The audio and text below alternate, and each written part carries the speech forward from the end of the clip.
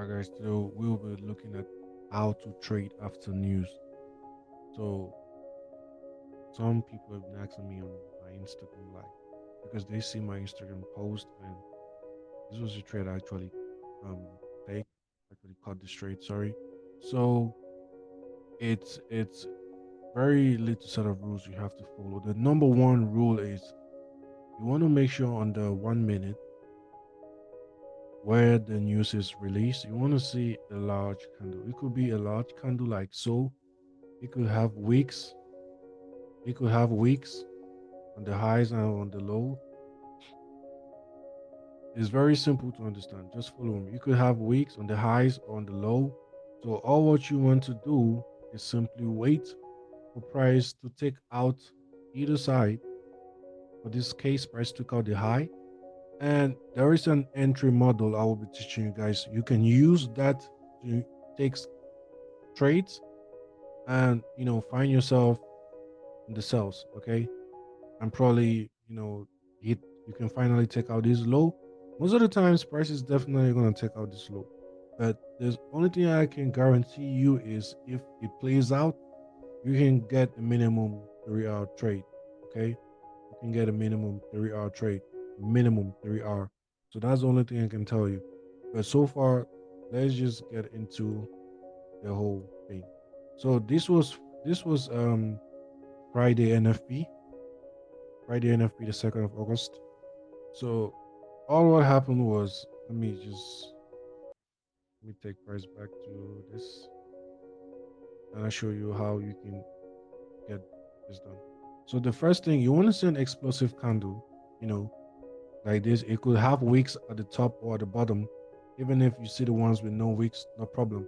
But another thing, if you want to be very, very, you know, accurate, what I used to do is I go on the higher time frames, like I go on the 15 minute or the 1 hour, and I check if price has breached out a high. Like this is like a very A plus for me. Okay, so regardless of how the news comes out, because I won't care. I won't care what the news was, because this for me, it has happened so many times for me, and it worked a lot of times. It worked for me. I use this a lot to pass most of my challenges. You guys see how I post when I post my phase two certificates. I use this method a lot to pass them.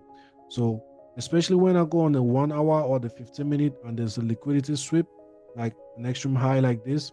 So this was a very beautiful one. So I couldn't miss out on this. So on the 1 minute, all what you want to do on the 1 minute is mark out the high or the low. Okay. You want to mark out the high and the low.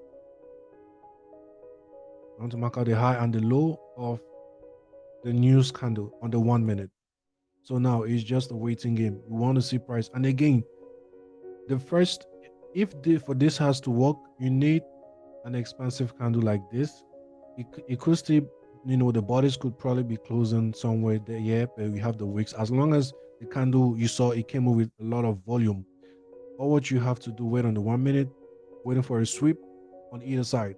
So again, you don't want to see price immediately sweeping the high and sweeping the low. Okay, like you don't want to see the next three candles or the next 4 or 5 candles take out the high and the low. That isn't what you want to see. You want to see price accumulate on one end. You want to see price accumulate on one side of this. You want to see price accumulate on if it's on the highs. You want to see price, take its time a little bit, yeah, build up some liquidity. Or if it's on the lows, you want to see price do the same. So now, uh, with that in mind, so what are we waiting for? We want to see the sweep. So let's see what happens. No sweep yet. Price is a little bit pushing downwards. So now there isn't any sweep.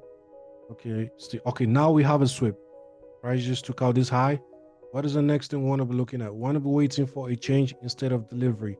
So change instead of delivery is when we have a close below the very first up close candle that caused the liquidity sweep. So like this is the very first candle, the very first bullish candle that caused this sweep. So now we just want to see, we need a candle to close below this low, and that will probably give us our entry. But I think we had a new change instead of delivery level because price didn't close below this low immediately.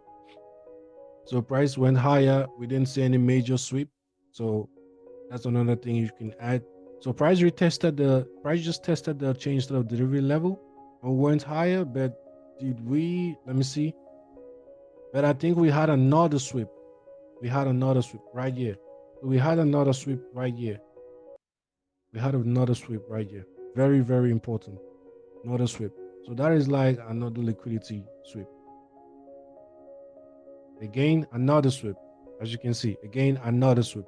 So once we have, so you can just be doing this, back and forth until you get it. So now we have another sweep of a swing high, of course, on the 1 minute of another sweep of the swing high, and we have a change sort of delivery level right here. So as you can see, price closed the candle body. Let me shift this a little bit. So as you can see, the candle body closed below this line. That is your entry. Okay. I don't care how small it may close or big it may close. As far as I see a close below, that's the entry.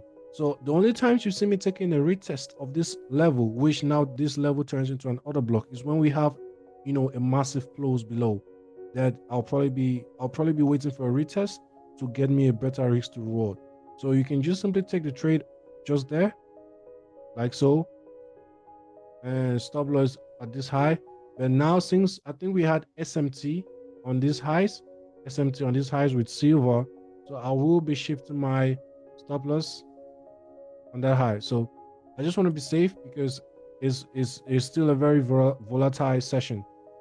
So what I do is most of the times I try to target this low, but I end up usually closing my trade just before hitting that low because at times price might just break through it or we might come just a little bit close to it. But what I did this time was different, and is what I will advise some of you guys to do.